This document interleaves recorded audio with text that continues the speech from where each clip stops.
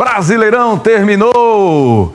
E vamos falar do esporte, né? Terminou a agonia, terminou o sofrimento, o vexame que o esporte passou este ano no Campeonato Brasileiro. Foi a despedida do Leão no Campeonato Brasileiro, na Série A do Campeonato Brasileiro. O esporte foi, na despedida, derrotado e pior, né? Goleado pelo Grêmio na Ilha do Retiro. E olha que o Grêmio deu uma aliviada depois do quarto gol, no comecinho ali do segundo tempo, aí só administrou. O esporte teve apenas 2 vitórias na competição. É difícil, né, torcedor rubro-negro? Mas tem que pensar pra frente agora, porque 2026 é outro ano e certamente o torcedor do esporte espera que seja bem diferente. Vamos ver como foi o jogo de ontem na Ilha do Retiro, o jogo contra o Grêmio. O que leva alguém a torcer? O que leva alguém a continuar torcendo, indo ao estádio, cantando com todo o coração, mesmo quando a esperança já se esvaiu? Primeiro, acho que uma resposta só para as 2 perguntas. Amor. A gente ama o clube, independente de situação, independente de posicionamento, independente do que aconteceu no ano, amou o clube. Só o amor pelo clube, mesmo amor pela camisa, né? A gente ama o esporte desde sempre. Não é por fase, não é por diretoria, não é por elenco. Não tem nada a ver com isso, a gente ama o esporte. E aí eu tenho uma motivação a mais que é meu pequeno, né? Que ele também ama o esporte e ele faz questão, todo jogo pra ele acha que a gente vai ganhar. É assim, é um ano pra gente esquecer, a gente vinha conversando muito isso no carro, né? A gente é de Vitória de Santo Antão. E assim, como eles já falaram, né? A gente vê pela camisa, não é por jogador, não é por diretoria, não é por treinador, não é por ninguém, é pelo esporte, né? E assim, são as cores que a gente escolheu, abraçou desde criança, por vários motivos, né? Mas é isso, a gente veio para isso, para confraternizar, se despedir desse ano horrível e esperar um 2026 melhor.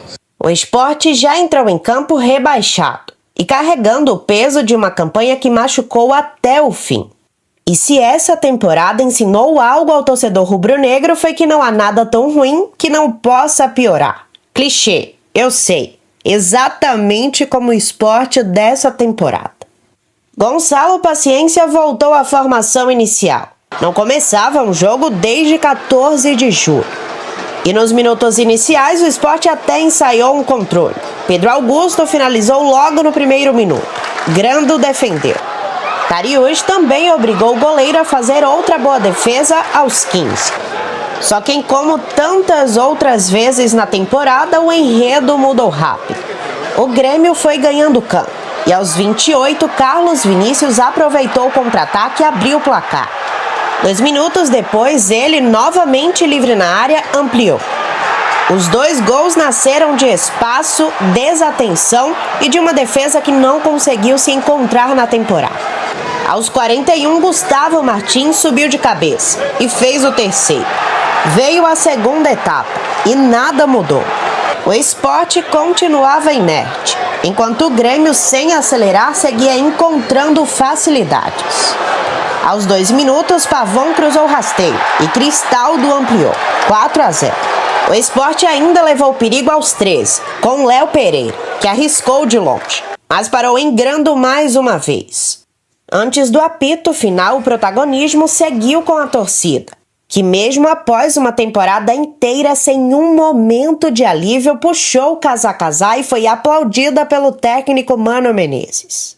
Foram 38 rodadas com 25 derrotas, 11 empates e apenas 2 vitórias. O pior desempenho de um time pernambucano na Série A na era dos pontos corridos. Antes, a pior marca era do Náutico, de 2013, que acabou somando 20 pontos, mas tinha 5 vitórias. Algo que o esporte não conseguiria alcançar nem se derrotasse o Grêmio hoje aqui na Ilha do Retiro. E tem mais, é o pior desempenho entre os nordestinos. O Leão estava empatado com o América de Natal de 2007, que somou também 17 pontos, mas a equipe tinha 4 vitórias. E depois desta derrota aqui na Ilha do Retiro, o esporte acabou ficando mais uma vez para trás. Que dureza, hein?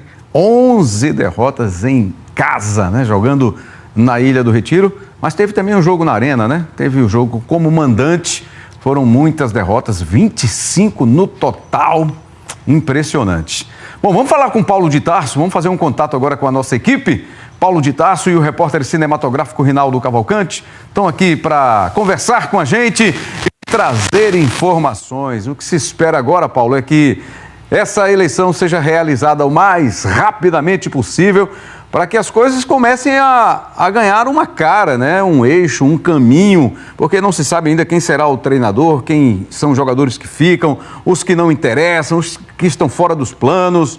Tem muita coisa para se resolver em pouquíssimo tempo, né? Boa tarde, bem-vindo, Paulo de Tarso. Exatamente, Rembrandt. Grande abraço para você, um abraço para quem acompanha nesse momento o Jogo Aberto Pernambuco. Por conta desse tempo tão apertado e corrido, Rembrandt, que o esporte definiu um comitê de transição. Esse comitê tem alguns membros das 3 chapas, como também o diretor-geral, o Henrique Ambrogini, que não fica para a próxima temporada. Só que são tantos os processos e prioridades que o esporte tenta acelerar esses passos para não ficar muito atrás na questão do planejamento para a próxima temporada, né? Tem eleição no próximo dia 15. O esporte, nesse momento, tem 38 atletas no elenco. Muitos vão embora, não permanecendo na ilha para 2026, mas não tem técnico definido. E também tem a questão, Rembrandt, de apertar um pouco mais esse cinto, expressão do próprio Henrique Ambrogini, que é a questão da parte financeira do esporte, que vai baixar muito com o rebaixamento. Um time que é rebaixado cai também na questão das receitas para jogar uma Série B de Campeonato Brasileiro. O esporte que não está em dia com o elenco, mas já pagou os funcionários, então existe essa grande urgência do esporte ter algumas prioridades para resolver. Não tem técnico contratado para a próxima temporada, mas tem muitos abacaxis para descascar nesse processo de transição que o esporte tem após o rebaixamento confirmado. Alguns atletas que com certeza não permanecem para a próxima temporada. Gabriel Vasconcelos volta para o Vitória, Hereda volta para o CRB, Cariús tem muitas propostas, não deve ficar. O Luan Cândido deve voltar para o Bragantino. Os portugueses devem ter aí um futuro definido em breve. É possível que João Silva, Paciência e Sérgio Oliveira não permaneçam para a próxima temporada, pela questão técnica, como também pela questão de investimento mesmo, pelos altos valores investidos nesses atletas. Então existe essa grande interrogação. Tem também uma questão envolvendo o Christian Rivera, o César Merlo, ele que é jornalista aqui mesmo da América do Sul. Ele é muito antenado nas negociações pelo continente, o mesmo que falou que o Christian Rivera estava vindo para o esporte. Ele também está anunciando informação bem do portal GE, além desse próprio jornalista, de uma negociação encaminhada com o Pachuca do México. Então, o Pachuca pode assumir a dívida, porque o esporte não pagou totalmente a compra do atleta ao Tijuana do México. Então, existe essa expectativa que o colombiano não permaneça no esporte e que retorne para o futebol mexicano, pensando aí na próxima temporada. O esporte que deve se reapresentar no próximo dia 28 para exames, mas o próprio Henrique Ambrogini sugere que o esporte inicie o Campeonato Pernambucano com um time alternativo. Por quê? Considerando o início do Campeonato Pernambucano previsto para 10 de janeiro, o esporte vai ter uma pré-temporada muito pequena. Tem o Natal, o esporte não treina, mas tem a reapresentação para exames, que não tem trabalho de campo. Para o esporte começar os trabalhos do campo é só após o Réveillon. Então fica uma preparação muito curta para o esporte iniciar o Campeonato Pernambucano. Então são muitas definições que devem acontecer em breve, mas o futuro do esporte a curto prazo acaba sendo cercado, Rembrandt, de muita expectativa. O que é que vai acontecer até a eleição? Definições sobre o elenco, comissão técnica nova. É aguardar essa situação. 3 chapas para a eleição do próximo dia 15, segunda-feira. Paulo Bivar e Manolo. Matheus Souto Maior e Cadico Pereira, do Leões pela Mudança, Branquinho e Zé Moura. Eu descobri que os nomes trabalhados pela chapa do Matheus Souto Maior para o comando técnico do Sport são Mozart e Carpini. O Mozart, que não renovou com o Coritiba, o Carpini, que não fica no Juventude para a próxima temporada. Porém, são técnicos um pouco mais valorizados, com um valor de mercado um pouco acima, então o Sport fica nessa expectativa. O próprio técnico Léo Condé talvez não permaneça no Ceará após o rebaixamento, também seria um nome a ser cotado pelo Sport, mas nesse momento, Rembrandt, expectativa, especulações e muitas indefinições pelas bandas da Ilha do Retiro, Rembrandt. Valeu, Paulo. É isso. Nesse curto período aí é um período de muita preocupação, né, para a torcida rubro-negra por todas essas questões que você trouxe.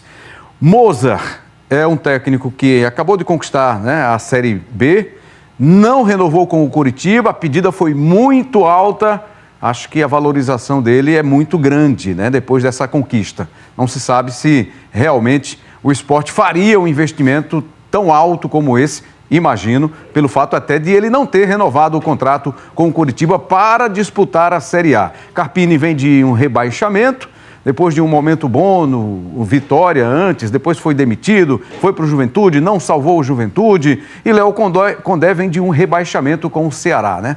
Então são nomes que, recentemente, o trabalho que mais empolga seria o de Mozart, que estava no Coritiba, mas tem a questão salarial aí, que deve ser um pouquinho fora da realidade hoje do Sport. Daqui a pouquinho a gente volta com outras informações do Leão da Ilha do Retiro.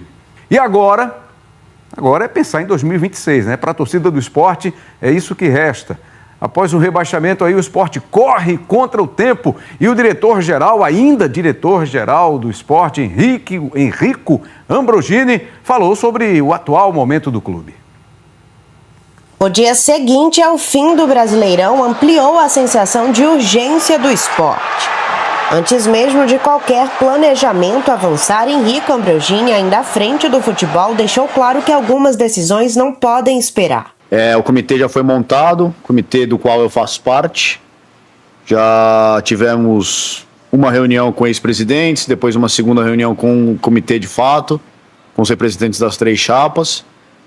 E tem sido feito agora,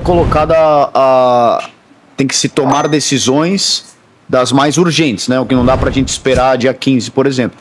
A grande parte delas é renovação, não renovação e propostas que a gente teve de saída de atleta para que esse comitê em conjunto possa deliberar, né? Inclusive está tendo uma reunião agora que eu estava escalado, mas vim aqui fazer a coletiva. Então, o comitê está andando, acho que não foi nem mencionado ainda dentro do comitê nome de treinador e executivo, porque me parece que o consenso primeiro é para tirar as demandas que já estão dentro do clube, para que o clube não pare, né? Então, está sendo a prioridade do comitê, por enquanto, é resolver essas questões. Já a gente elencou ali em questões super urgentes, questões médio e dá para esperar. Então, nessa primeira fase, está nas super urgentes, por enquanto. Em meio ao processo de transição, o discurso expõe a realidade. O clube vai precisar se ajustar. O rebaixamento exige um ajuste imediato na folha, que hoje funciona em padrão de Série A. A folha que está hoje ela não é compatível com o ano que vem. Então, se tem proposta de saída, se tem renovação, se tem, enfim, tem que tomar essas decisões o quanto antes. E o que eu deixei claro também, e falei, então posso falar aqui abertamente, é a questão do treinador, né? A questão do treinador tem que ser decidida urgentemente, porque vamos lá, você pode ter dois trabalhos, né? Você quer tirar alguém aqui do clube, aí você traz um treinador que gostava do cara, você já começa no pé esquerdo, né? Então, isso tudo tem que ser acelerado para, de fato, começar o Pernambucano, sim. E aí, opinião própria, tá? Assim, também levei isso para planejamento. Eu acredito que o Sport deveria, sim, começar o ano que vem, pelo menos as 2 primeiras rodadas, com um time alternativo, porque mesmo recomeçando no dia 28, reapresentando, e dia 2, fazendo exames médicos, tudo, e dia 2, começando o primeiro treino em campo mesmo, para jogar dia 10, você tem 8 dias de pré-temporada, né? uma coisa é certa, no que ele falou aí, tem que mesmo resolver urgentemente a questão do treinador. Agora, usar o time alternativo, como o Sport fez este ano, mas se bem que está confiante aí que vai à final, né, para garantir Copa do Nordeste, Copa do Brasil e tal, mas pode se complicar, porque o Náutico hoje está para o ano que vem, está na mesma divisão que o Sport na Série B, o Santa já saiu da D, veio para a Série C, tem investimento de SAF, então as coisas podem ficar mais apertadas para o Sport, que está numa hegemonia estadual grande, né?